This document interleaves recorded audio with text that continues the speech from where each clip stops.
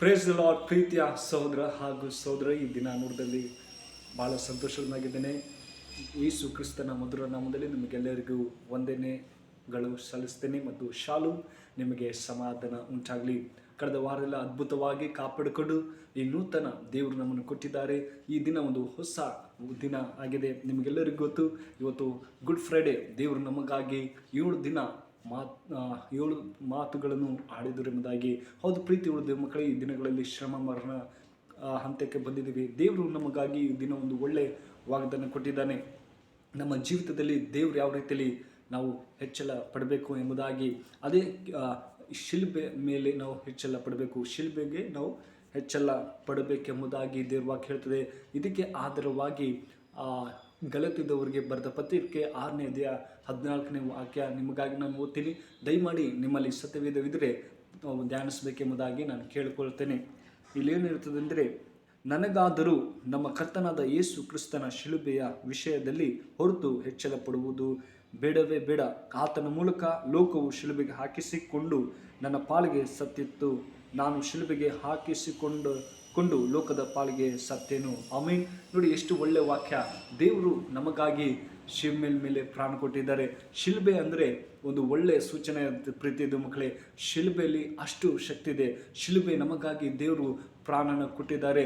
ಆ ಶಿಲ್ಬೆಯಿಂದ ದೇವರು ನಮ್ಮನ್ನು ಎಲ್ಲ ರೋಗಗಳಿಂದ, ಎಲ್ಲ ಬಲಹೀನತೆಗಳಿಂದ ತೆಗೆದುಹಾಕುವಂಥ ಶಿಲ್ಬೆ ಆಗಿದೆ. ಶಿಲ್ಬೆ ಅಂದರೆ ಪ್ರೀತಿಯುಳ್ಳ ದೇವ ಮಕ್ಕಳೇ, ದೇವರು ಅಷ್ಟು ಶಕ್ತಿ, ಒಂದು ಮರವಾಗಿದೆ, ಆದರೆ ಆ ಮರದಲ್ಲಿ ಅಷ್ಟು ಶಕ್ತಿ ಇದೆ ಎಂಬುದಾಗಿ ನಾವು ನೋಡ್ತೇವೆ. ಶಿಲ್ಬೆ ಅಂದರೆ ದೇವರು ಒಂದು ಅದರ ಮೇಲೆ ನಮಗಾಗಿ ಪ್ರಾಣ ಕೊಟ್ಟಿದ್ದಾರೆ.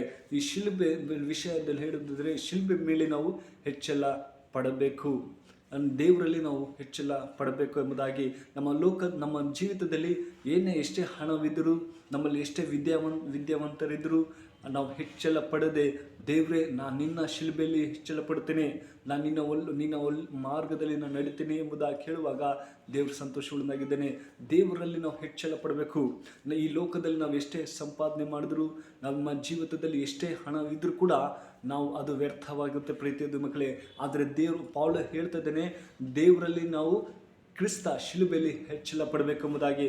ಹೌದು ಪ್ರೀತಿಯ ಮಕ್ಕಳೇ, ನಾವು ಕೂಡ ಪೌಲನ್ನು ಜೊತೆಯಲ್ಲಿ ಸೇರಿಕೊಂಡು, ದೇವರೇ ನಿನ್ನ ಶಿಲುಬೆನೇ ಹೆಚ್ಚಪ್ಪ, ನಮಗೆ ಈ ಲೋಕದಲ್ಲಿ ಏನೂ ಸಿಗಲೋದ್ರೂ ಪರವಾಗಿಲ್ಲ, ಆದರೆ ನಿನ್ನ ಶಿಲುಬೆ ಮಾರ್ಗದಲ್ಲಿ ನಮ್ಮನ್ನು ನಡೆಸೆಂಬುದಾಗಿ ಹೇಳುವುದಾದರೆ, ಖಂಡಿತವಾಗಿಯೂ ಪ್ರೀತಿಯ ದೇವ ಮಕ್ಕಳೇ, ದೇವರ ಒಂದು ಶಿಲುಬೆಯಲ್ಲಿ ಒಂದು ಮಹತ್ವದ ಕಾರ್ಯವಿದೆ.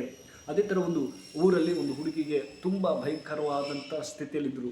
ಆ ಹುಡುಗಿ ಹುಷಾರಿಲ್ಲದೆ ಅವಾಗವಾಗ ಅವಳಿಗೆ ಯಾರಿಗೂ ಮಂತ್ರ ಮಾಡಿದ್ರಂತೆ.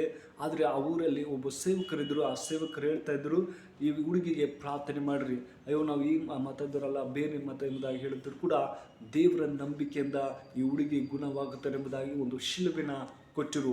ಆ ಶಿಲುಬೆನ ತಗೊಂಡು ಆ ಮನೆ ಬಾಗಿಲಲ್ಲಿ ಇರ್ತಾರೆ. ಅವಳು ಮಲಗುವಾಗ ಸಮಯದಲ್ಲೂ ಆ ಶಿಲುಬೆನ ನೋಡ್ತಾಳೆ. ದೇವರೇ, ನೀನು ಈ ಶಿಲುಬೆಯಲ್ಲಿ ಅಷ್ಟು ಶಕ್ತಿ ಇದೆಯಾ ಎಂಬುದಾಗಿ ಪ್ರಯತ್ನ ಮಾಡೋಣ ಅಂತ ತಗೊಂಡು ಪ್ರತಿದಿನ ಆ ಶಿಲುಬೆ ನೋಡುವಾಗ ಆ ಹುಡುಗಿ ಸ್ವಸ್ಥ ಆಯ್ತಾಳೆ ಎಂಬುದಾಗಿ ನೋಡ್ತೇವೆ. ಹೌದು ಪ್ರೀತಿಯ ಮಕ್ಕಳೇ, ಶಿಲುಬೆ ಮೇಲೆ ಅಷ್ಟು ಶಕ್ತಿ ಇದೆ.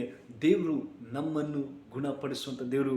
ಆ ಶಿಲುಬೆ ಮೇಲೆ ನಮಗಾಗಿ ಪ್ರಾಣ ಕೊಟ್ಟಿದ್ದಾನೆ, ತನ್ನ ರಕ್ತವನ್ನು ಸುರಿಸಿದ್ದಾನೆ. ಅಷ್ಟು ಭಾರವಾದಂಥ ಶಿಲುಬೆ ನಾವು ನೋಡ್ತೇವೆ. ಅದೇ ಥರ ಪ್ರೀತಿಯ ಮಕ್ಕಳೇ, ನಾವು ಮಾಡುವಂಥ ತಪ್ಪುಗಳಲ್ಲಿ ನಾವು ಆ ಶಿಲುಬೆಯನ್ನು ಹೊರಬದಿತು. ಆದರೆ ಬದಲಾಗಿ ನಮ್ಮ ದೇವರು, ಅಯ್ಯೋ ನನ್ನ ಮಕ್ಕಳಿಗೆ ತೊಂದರೆ ಮಾಡಬಾರ್ದು, ನಾನು ಅವರಿಗೋಸ್ಕರ ಶಿಲುಬೆನ ಹೊರುತ್ತೇನೆ ಎಂಬುದಾಗಿ ಹೇಳಿದರು.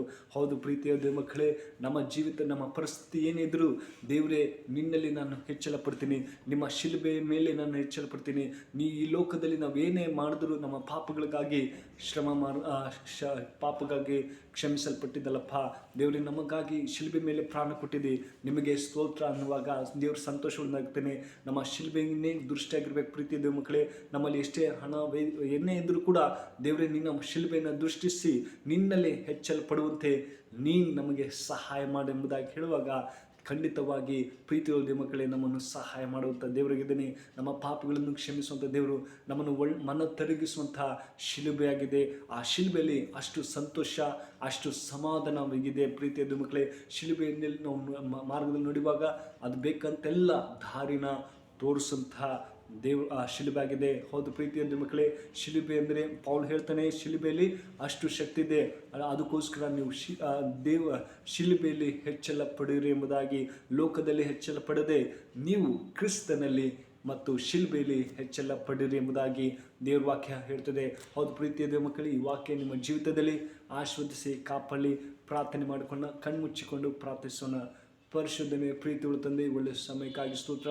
ಕಳೆದ ವಾರ ಎಲ್ಲ ಅದ್ಭುತವಾಗಿ ಕಾಪಾಡಿಕೊಂಡು ದೇವರೇ, ಕಳೆದ ಅಪ್ಪ ಆ ಶ್ರಮ ಮರಣ ದಿನಗಳಲ್ಲಿ ನಾವು ಇರುವಾಗ ದೇವರೇ, ಈ ಮಕ್ಕಳಿಗೆ ಬೇಕಂತೆಲ್ಲ ಸಹಾಯ ಮಾಡೋಕ್ಕಾಗಿ ಸ್ತೋತ್ರ. ಈ ದಿನ ಒಂದು ಚಿಕ್ಕ ಆತ್ಮಿಕ ಸಂದೇಶ, ಶಿಲುಬೆಯ ಹೆಚ್ಚಳ ಪಡೆಯಿರಿ ಎಂಬುದಾಗಿ. ಹೌದು ಸಪ್ಪ, ನಿಮ್ಮಲ್ಲಿ ಹೆಚ್ಚಳ ಪಡುವಂತೆ ನೀನು ನಮಗೆ ಸಹಾಯ ಮಾಡು. ನಿಮ್ಮ ಶಿಲುಬೆ ಮೇಲೆ ಅಪ್ಪ ಅಷ್ಟು ಶಕ್ತಿ ಇದೆ, ಬಲವಾಗಿದೆ. ಪೌಲ್ ಹೇಳುತ್ತಾ ಹಾಗೆ ಅಪ್ಪ, ಈ ವಿಡಿಯೋ ಯಾರು ನೋಡ್ತಾರೋ ಅವ್ರ ಮಕ್ಕಳನ್ನು ಆಶೀರ್ವದಿಸು, ಕಾಪಾಡು, ನಡೆಸಬೇಕಪ್ಪ ಅಂತ ನೀವು ಪ್ರಾರ್ಥಿಸಿದರೆ, ನೀವು ಕರುಣಮಯನು, ನೀನು ಅದ್ಭುತ ಮಾಡುವಂಥ ದೇವರಾಗಿದ್ದರೆ ಸ್ವಾಮಿ, ನಿಮಗೆ ಸ್ತೋತ್ರ.